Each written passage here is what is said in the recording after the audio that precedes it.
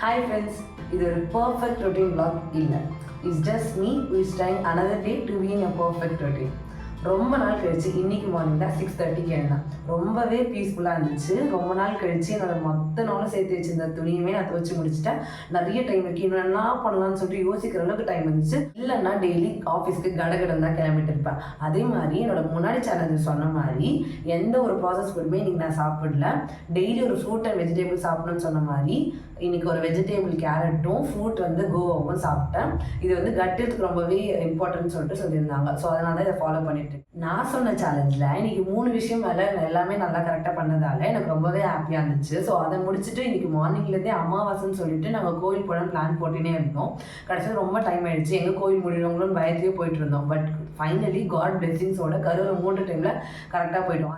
கோயிலில் சாமியெல்லாம் கும்பிட்டு முடிச்சுட்டு கடைசியில் உட்காந்து ஒரு 5 minutes ரிலாக்ஸ் பண்ணணும்னு இருக்கிற டைமில் ஒரு குட்டி குழந்தைங்க எங்களுக்கு மூடியை ரொம்ப ஹாப்பி ஆக்கிடுச்சு. So it's not about perfect day.